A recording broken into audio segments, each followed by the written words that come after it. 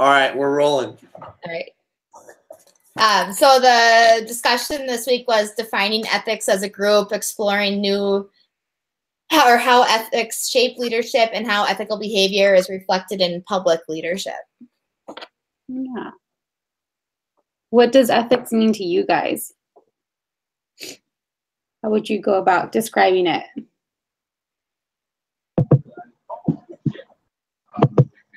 I guess for me, I just feel like for ethics, just having a good head on your shoulders and knowing the difference between right and wrong in leadership. And, you know, there's so many corporate things that it goes along with as well. I think also like boundaries, because with ethics, you need to be able to kind of differentiate like what much or what is not. You know, sometimes you're given really difficult situations, so kind of realizing your boundaries and realizing that privilege that you have as a leadership and how to assess different situations accordingly.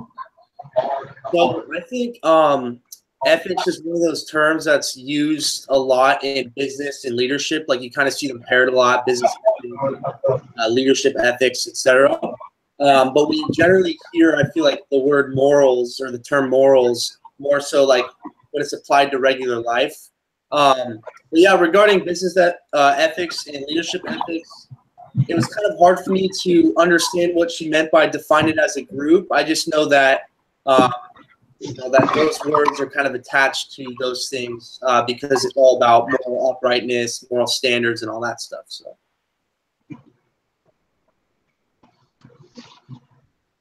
Oh, you need to unmute yourself, Ronnie.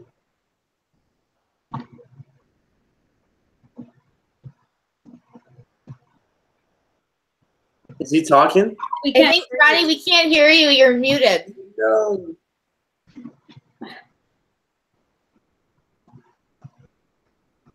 Now I think he's muted.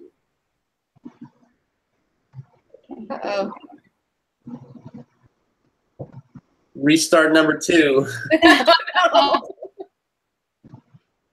What happened? Yeah. Should I stop it? I need to keep rolling. And then like we just keep going longer, or don't stop it. Give it a second. Do you want to go longer? She'll know. I think he's on mute right now. I see the little I see the microphone too.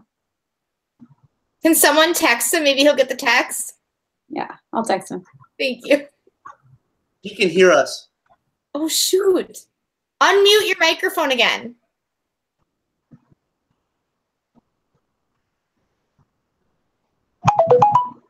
What in the world? No. I hate tech. How about we have Melissa talk, and you could enter the chat message for us since we can't hear you.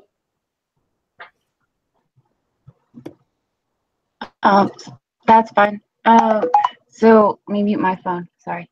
To me, I guess behaving ethically is just, like you said, Kathleen, just knowing right from wrong and behaving in the way that you are expected to behave. You know, companies have values and companies have, all of their policies set in place. So, you should follow suit with those things. And especially as a leader, you want to follow what's been set in place for you, so that way the people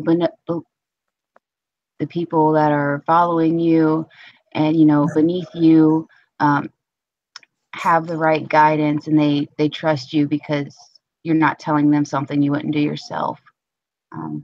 I guess just being responsible and open and just aiming to do the right thing all the time. Awesome. Ronnie, you're back on. Can we hear you? Okay. Yeah, I hope you can hear me now. Yes. As I probably tried to say earlier, was I got a new laptop. Figuring it out still. So when it comes to ethics, to me, I always have to think of when you're working like internationally, because kind of as we read before of different cultures and their ethics could be, you know, slightly different than ours. I think back up to like working in the Middle East and how it's a very masculine society. So certain decisions, even in the business world, there could be completely different than what we would think is normal here in the U.S.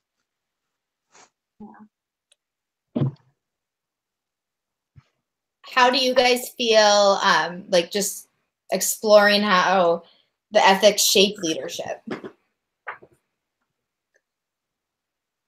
I love that story about in the text about that Tyco CEO who took all the money and like did all those lavish things. I thought that was really funny because not funny, obviously it's not right, but I feel like with ethical issues, like if you're in a place of power, like a leader, you know, ethics and leadership, it really can almost affect your train of like thinking. And like we were saying, you know, it's about choosing what's right and what's wrong, but sometimes with all that power you become askew to what's right and what's wrong.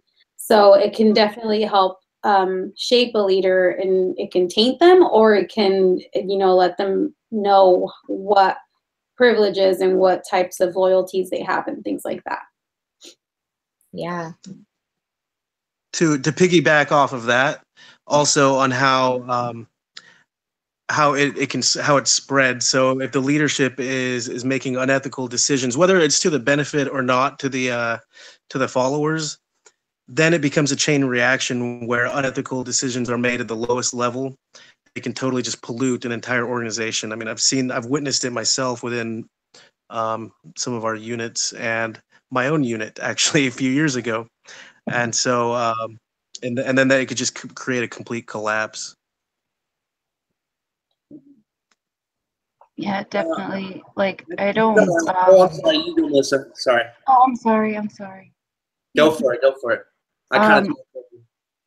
So, like, I work at Starbucks. It's a simple place, but you know, we all have our routines set in line and things we're not supposed to do. And you know, beverages are supposed to be made to a certain standard. They're expensive, so you want to make sure that the customer gets what they're paying for and what they ordered.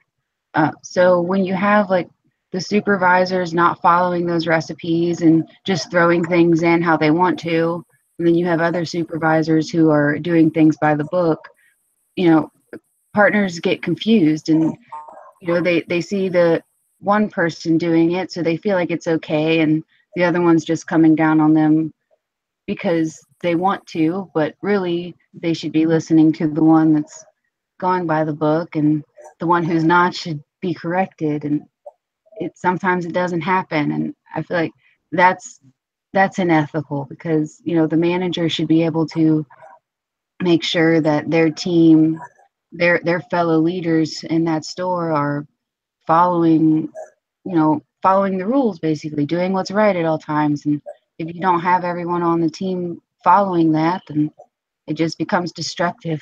It's simple as coffee, but you know, in the real world it's the same.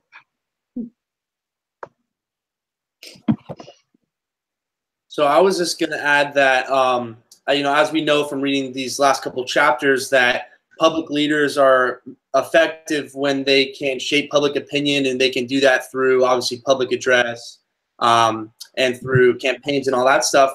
But then it also mentions that ethics shape leadership because, you know, being ethical can actually enhance those tools that leaders use in public speech and in these persuasive campaigns. Because leaders are more persuasive and are more, you know, they're viewed as more honest and competent when they are honest and virtuous, and they kind of just, you know, other things like disclose accurate information and all that. So that's how I think ethics can shape leadership.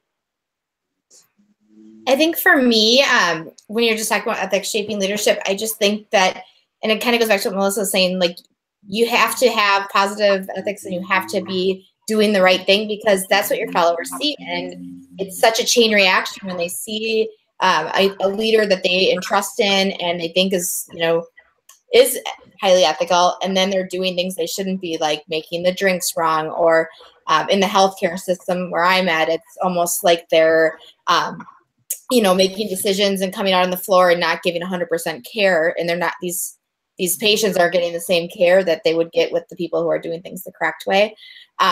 So I really feel like it molds your whole organization from the top if you have bad ethics in an organization. Yeah. And so then I guess that kind of flows. Does anyone have anything else to add to that? So that kind of leads into how ethical behavior is reflected in public leadership. Let's see.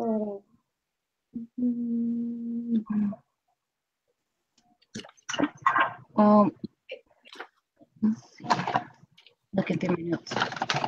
I'll start off just to get us going. So I think ethical leadership is kind of best reflected in public leadership. It's kind of going off some of the things I just said previously, but when they're good at managing information, when they take responsibility, when they have control over kind of their power, they don't abuse their privilege as a leader, and they display loyalty and are consistent. And so those are kind of the things that were mentioned in the textbook.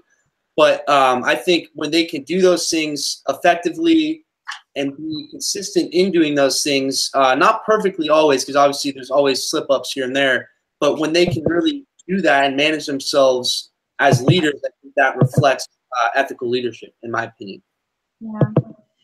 I think also the challenge of responsibility from big corporations to small corporations, how they handle if they are in the middle of kind of like a ethical situation, or they make a decision that isn't maybe the best, how they direct themselves to the public and what decision they go about making, to make the situation better. That is a big way for them to reflect, the choices they make. Like some organizations show or decide to partner with like nonprofits, and that says a lot about their values and their brand. So there's like different ways that they can go about really communicating that to us, and it kind of trickles into all around, because then it affects how we view that corporation and whether or not we want to use that corporation. So it's kind of like this full circle. And I think that really the message that people and companies send out into the public eye and how they decide to address things when things go wrong is a big way that they are able, people or companies are able to reflect their ethical behavior to the public. Absolutely. Actually, when we talk about like public leadership and, corporations, like a big one was just NBC. Matt Lauer has been on the Today Show for how long? He obviously had unethical behavior. They didn't even give him a second. He was gone. And I think that just was trying to go into the public eye of saying, hey, we're not putting up with this. And this is not behavior that our company wants to be a part of or engage in. And I think that's huge anywhere, not just with NBC, but any corporation. Like how they react to a public scandal is how they are, reflect how their ethical behavior is reflected in the public eye. Whether people agree with it or not. I think that's like some people were like appalled that it was like, it's only an allegation, how can you already be taking action? But that kind of just shows where their ethics, where they lay on that line. So 100%. Yeah, I agree. And when it comes to public leadership, of course, I'm instantly drawn into politics, and I mean, people like to argue and say, that they're not role models, they're not supposed to be that, but that's what they end up being, to kids and to the young people around the country, within our government at least. And when they make unethical decisions, it's blown out. Media just has a heyday with it, and it's kind of just a responsibility that kind of falls on them to just, if they're in the public eye, they're a public leader. It needs to be, controlled, whatever you do. But it's funny though to see, like you guys said, the reactions that they have kind of shows where their ethical judgment lies, and to see when people in public positions do get called out, and how they respond. It's just kind of a little glimpse in to see kind of really their true feelings or true beliefs kind of start arising when you kind of see how they react. Yep. So my mom's always said something that I actually found in the book. I didn't realize she was quoting Malcolm X when she said, "Wrong is wrong, no matter who does it. It's always wrong." So I read that and I was like, huh, I've been hearing that all my life. And she took credit for it, but it's the truth. It doesn't matter. No one's above the law. No one, the rules are made for a reason. There's nothing wrong with being a good person, trying to set a good example for people, whether they're followers, peers, friends, people that don't have anything to do with your organization at all. There's nothing wrong with, having a high standard for yourself and always wanting to be a good person and be a good leader and be the best employee. When you're in the public eye, you never know who's watching. It's not your boss checking in. It's the little kid on watching TV or whoever picked up a magazine. So if you're doing whatever and acting crazy and they see that, they're going to do what you do because they like you, and it's not right. So you have to do the right thing because you need to be the inspiration no matter what you're doing. All right, guys, we are at 16:05. Is there anything that anyone wants to add to finish up our discussion? I was just gonna add like a very short tidbit. I just think it's important, like, to go, the components of ethical behavior. I'm not gonna get into them, but I just want to add for public leadership and how ethical behavior is reflected. Having those 4 components: moral judgment, moral character, moral motivation. The other one's escaping my mind right now, but I just want to say that is also kind of indicative of someone who is an ethical leader.